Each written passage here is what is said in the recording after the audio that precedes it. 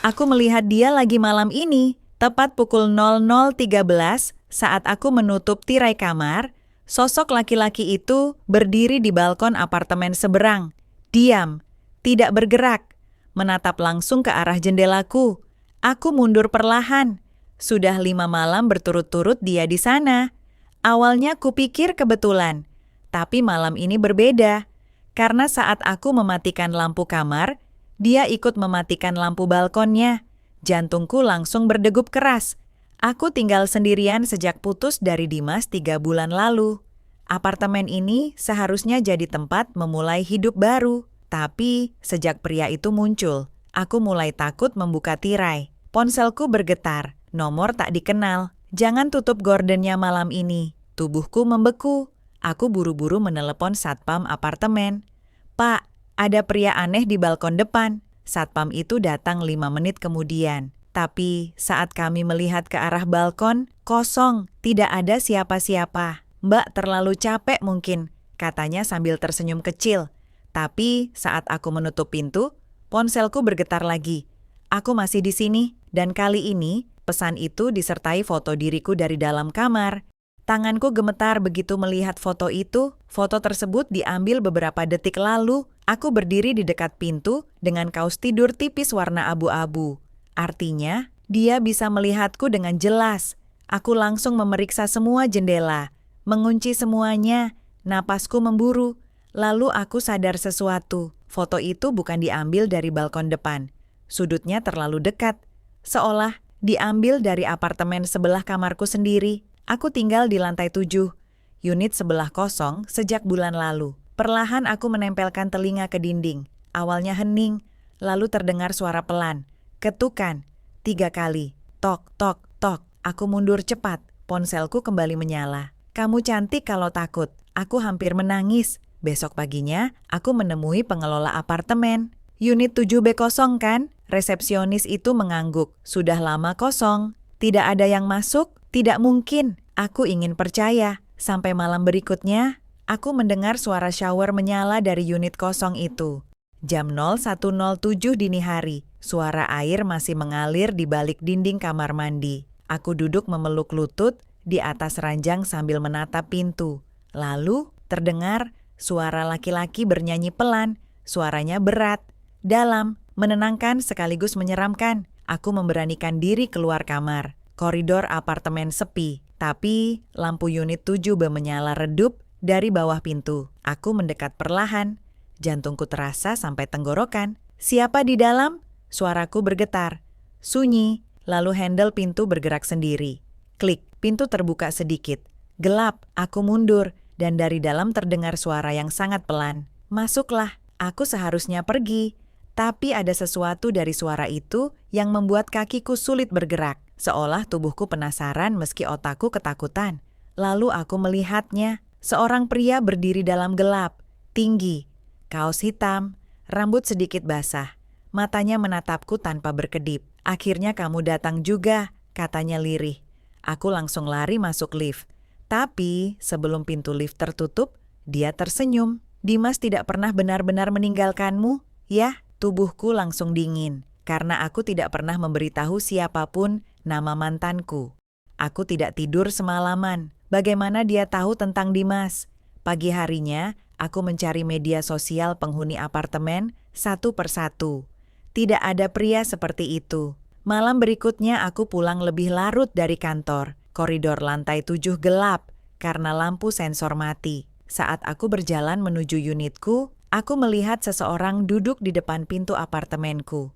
Pria itu, dia mengenakan hoodie hitam, tangannya memainkan korek api kecil. Aku sudah nungguin kamu, katanya santai. Siapa kamu? Dia tersenyum tipis. Kamu dulu suka pakai parfum vanila kalau pergi sama Dimas. Aku mundur pelan.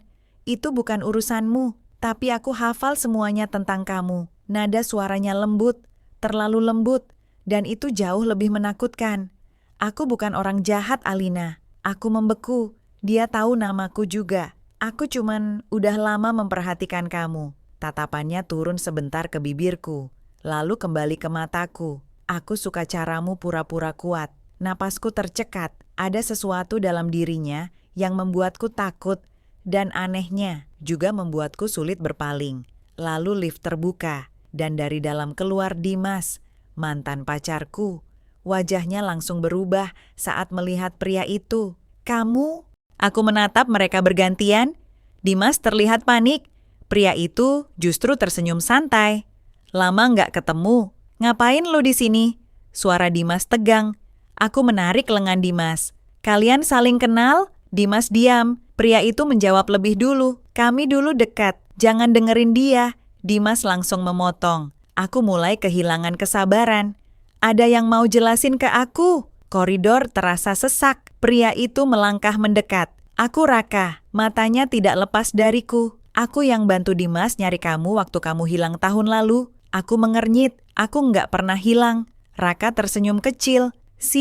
Dia bahkan nggak cerita semuanya." Dimas menarikku menjauh. "Masuk kamar sekarang." "Tunggu, Alina, sekarang." Aku belum pernah melihat Dimas setegang itu. Tapi sebelum aku masuk, Raka berkata pelan, "Hati-hati sama cowok yang terlalu takut kehilangan kamu." Aku menoleh, tatapannya tajam. Biasanya mereka yang paling banyak nyembunyiin sesuatu. Dan malam itu, aku menemukan folder tersembunyi di laptop lama Dimas.